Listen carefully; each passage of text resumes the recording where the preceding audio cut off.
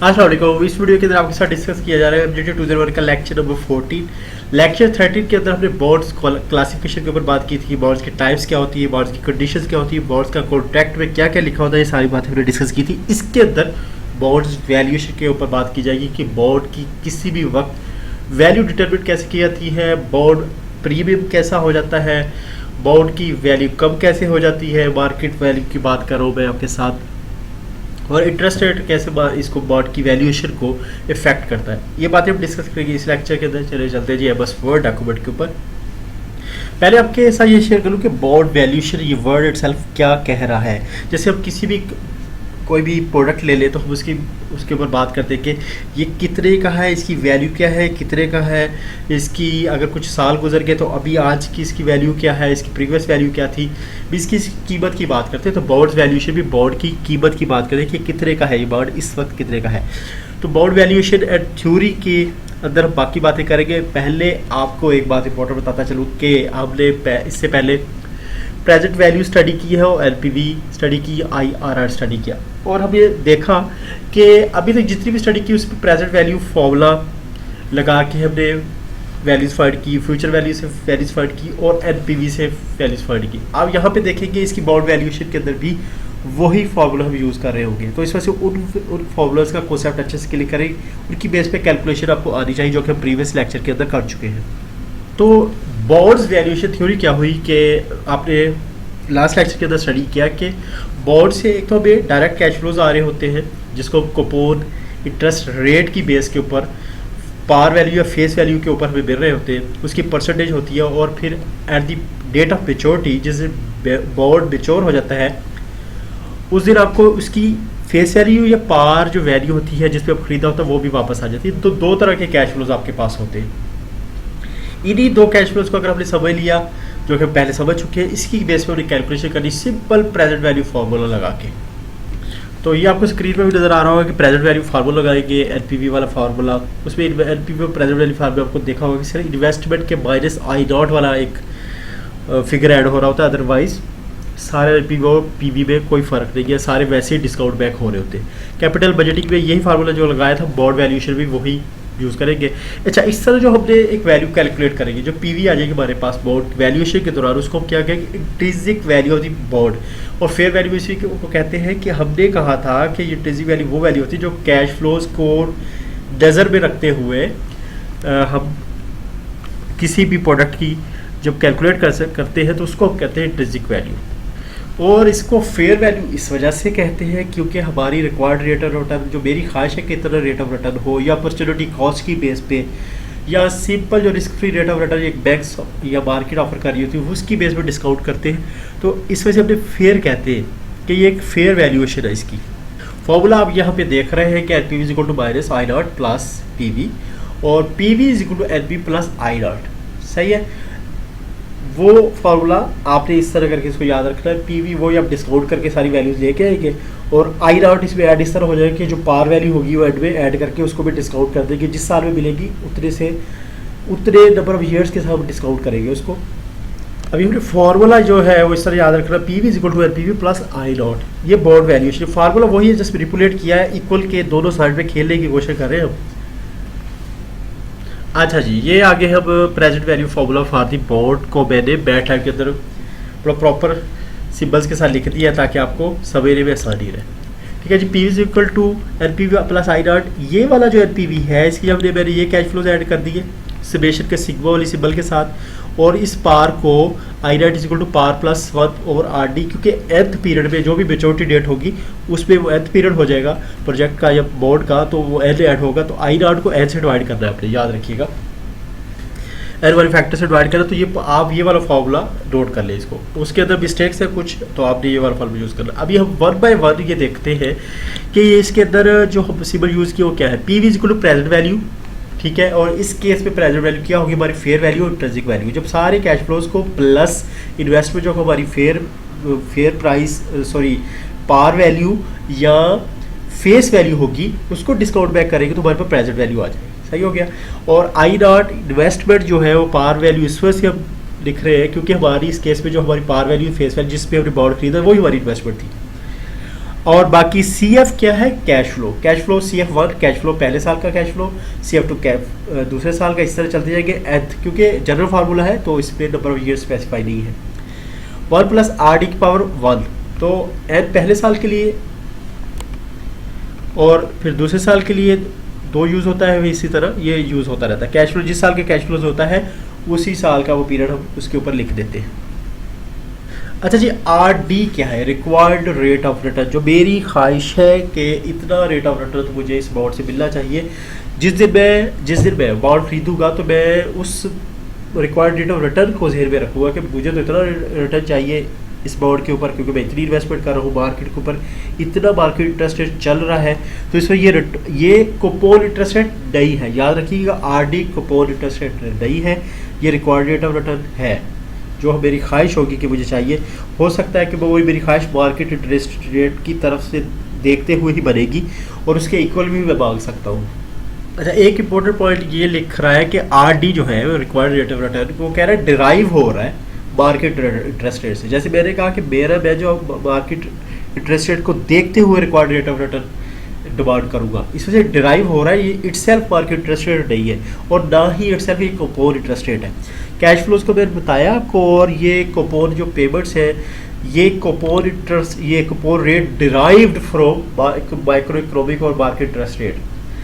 अभी समझे कि जो आरडी था वो था रिक्वायर्ड रेट ऑफ रिटर्न। मैं जिस वैल्यूएशन करनी है, मेरी ख्वाहिश है कि इतना मुझे रेट ऑफ रिटर्न मिले।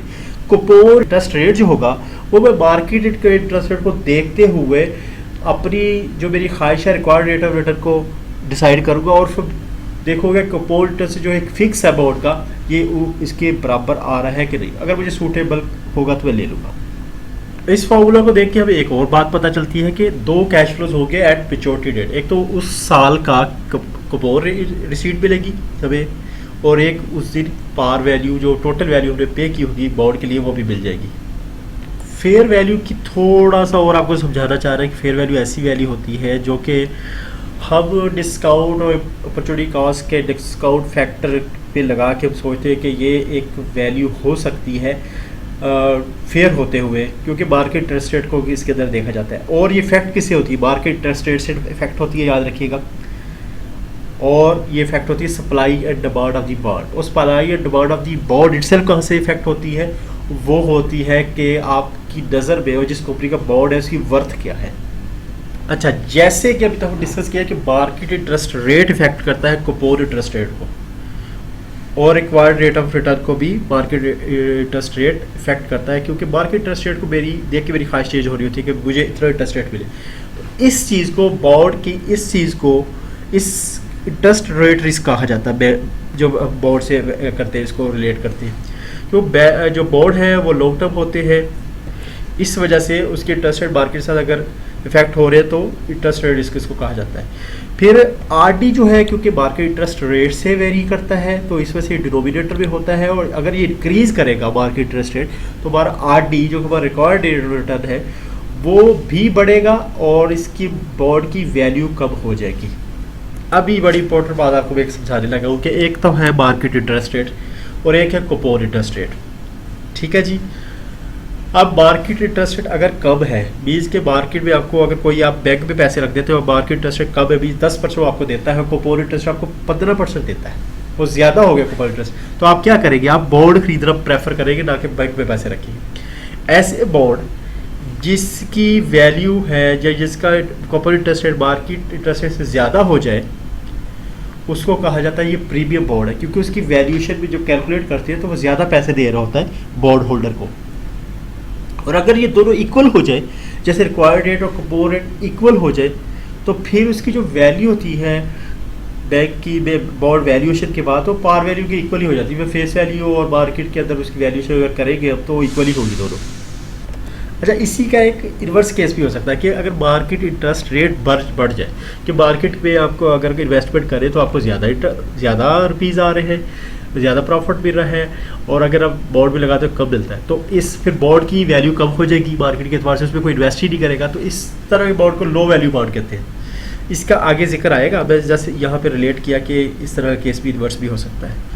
अच्छा, जो रिस्क थ्योरी है वो जब लॉन्ग बॉन्ड या लॉन्ग टर्म बॉन्ड जिसकी लाइफ ज़्यादा होती है, जिस बॉन्ड की मैच्योरिटी डेट ज़्यादा सालों पे बबली होती है, उन केस पे कहती है कि इनका जो इंटरेस्ट रेट, ये इंटरेस्ट रिस्क जो है इसमें ज़्यादा होता है लॉन्ग टर्म बॉन्ड में, क्योंकि मार्केट इंटरेस्ट रेट इफेक्ट करता है कूपन इंटरेस्ट रेट को, और मार्केट का इंटरेस्ट रेट फ्लक्चुएट करता रहता है डेली बेसिस पे। एक तो ये है इंटरेस्ट रेट रिस्क है इसके अंदर। दूसरा ये है कि इन्वेस्टर जो लॉन्ग टर्म बॉन्ड खरीदेगा उसको लॉक होकर रह जाएगा इस इन्वेस्टमेंट के अंदर, वो मेच्योरिटी का डेट का वेट करेगा या बॉन्ड वैल्यूएशन करवा के बीच में बेचेगा। अगर वो शॉर्ट टर्म बॉन्ड ले लेगा उस केस में वो जल्दी मेच्योरिटी से निकल जाएगा और उस पर इन्वेस्टमेंट, कोई नई इन्वेस्टमेंट हो सकता है अच्छी मिल जाए, वो नहीं कर सकता है। दोनों केसेस में अब एक एक एडवांटेज है, एक डिसएडवांटेज है, जो कि हमने प्रीवियस लेक्चर में वो सिलाई मशीन, सिविंग मशीन वाली जो बात की थी उस केस में जो शॉर्ट टर्म लॉन्ग टर्म वाली बात की थी कि जो एडवांटेज डिसएडवांटेज बिल्कुल वो बॉन्ड पे भी वही एप्लीकेबल है।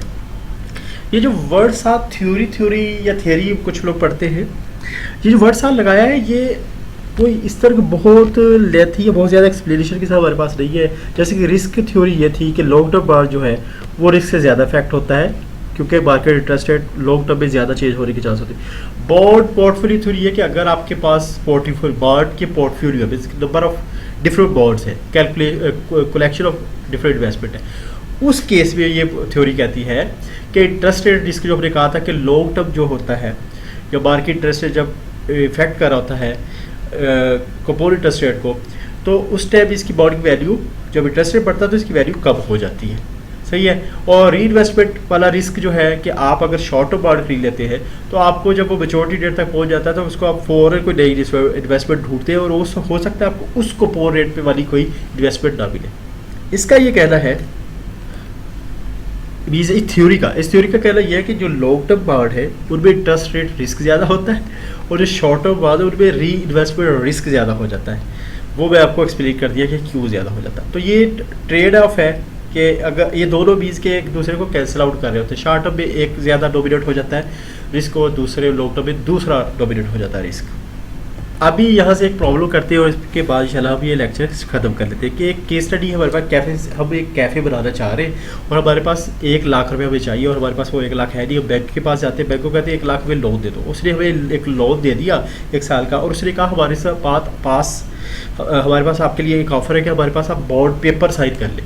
ठीक है, बैंक कह रहा है बॉन्ड पेपर साइन कर ले, मतलब क्या कि आप हमारे से कॉन्टैक्ट कर ले, हम इसके आप एज अ बॉन्ड इसको हम आपका एज अ बॉन्ड आपसे ये समझे कि आपको एक 1 लाख दे रहे हैं। अब जैसे बॉन्ड में क्या होता है कि अब आपको 1 लाख दे रहे हैं तो आपको हमें बॉन्ड पेपर साइन किए है कर ले और हम आपसे ना 15% पर एनम आपसे इंटरेस्ट रेट लेंगे, तो आप उसे कर लेते हैं साइन। आपने अपने बैंक को हर साल 15,000 रुपये दे रहे हैं क्योंकि 1 लाख का उससे आपने लोन लिया है। लोन को अभी से एज अ बॉन्ड कंसीडर किया जा रहा है।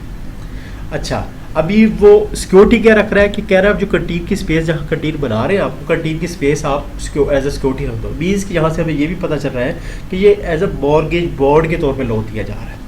साथ साथ हम थोड़ी कैलकुलेशन भी देखते जाते हैं कि क्योंकि हमने 1 लाख का लोन लिया उससे 15% के ऊपर, तो हमें 15,000 पे एक per annum PA20 per annum देने पड़ेंगे और 2 साल का लोन है तो 2 साल में हम 30,000 को देंगे। सही है जी, पहले हर साल के एंड के ऊपर, दूसरे साल के एंड के ऊपर हमने उसको वो उसकी 1 लाख भी वापस कर दें।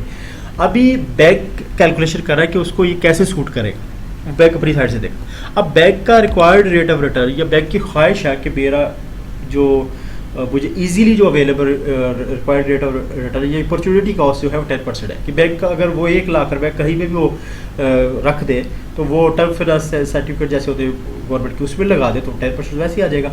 वो 1 लाख रुपये वो आपको लोन भी दे रहा हो तो आपसे 15% वो कर रहा है, गेट कर रहा है, ले रहा है, हासिल कर रहा है। अच्छा, अभी आपको एक बात समझ आ रही होती है, देखिए आपको ले रहा है 15% आपसे, अपनी कैलकुलेशन कर रहा है 10% के ऊपर। बात वही मैं आपको बता रहा हूँ कि रिक्वायर्ड रेट ऑफ रिटर्न उसकी ख्वाहिश जो इजीली रिस्क फ्री है उसको जो इन्वेस्टमेंट नजर आती है वो 10% वाली है। तो आपने अभी समझ आ रही है कि RD जो है वो कूपन इंटरेस्ट रेट वाला नहीं है इस फॉर्मूले के अंदर, ये है रिक्वायर्ड रेट ऑफ रिटर्न। सही है, जो इन्वेस्टर होता है उसकी नज़र में ये रिक्वायर्ड रेट और या इंटरेस्ट रेट कितना होना चाहिए उसकी बेस पे कैलकुलेशन करनी है। अभी देखिए जी 15,000 पहले साल का 1.1 से डिवाइड किया क्योंकि फर्स्ट साल में 10% है और 15,000 दूसरे साल में फंड का स्केयर करना दूसरे साल में, क्योंकि दूसरा कैश फ्लो है, दूसरे साल के एंड में हमने 1 लाख भी मिला, उसका भी स्केयर किया और आप कैलकुलेट करेंगे तो ये आ जाएगा आंसर। अभी इससे हमें पता क्या चल रहा है, बैंक आज की डेट में आपको दे रहा है 1 लाख रुपया। बैंक ने जब आपके कैश फ्लोज कैलकुलेट किए उसको जो मिले तो उसका 8,678 रुपीज़ उसको एक तरह से फ़ायदा हो रहा है, इसकी वैल्यू इतनी उसको ज़्यादा नज़र आ रही है। अभी हुआ क्या कि अगर बैंक ये वाली ऑफ़र आगे किसी को भेज दे, 20 को डबल प्रॉफिट कमाना चाह है, तो यही बॉन्ड वो आगे 1,10,000 के, अगर कोई इसको बैंक दूसरा ऑफर करता है कि यही ऑफर आप मुझे दे दो, मैं आपसे ख़रीद लेता हूँ, तो 1,10,000 के भेज दो, फिर भी बैंक को फ़ायदा होगा, क्योंकि वो उसको वैल्यूएशन जब की है उसने तो उसको इस इन्वेस्टमेंट फ़ायदा हो रहा है। चलिए माशाल्लाह, इसके साथ ही हमने लेक्चर नंबर 14 भी ऐड कर लिया है। इंशाल्लाह मुलाकात होती है नेक्स्ट लेक्चर के अंदर। छोटी छोटी टर्मिनोलॉजीज़ क्लियर करते जाए, कोई कन्फ्यूजन नहीं, बहुत आसान सब्जेक्ट है। चलिए तब तक के लिए अल्लाह हाफ़िज़, अस्सलाम वालेकुम।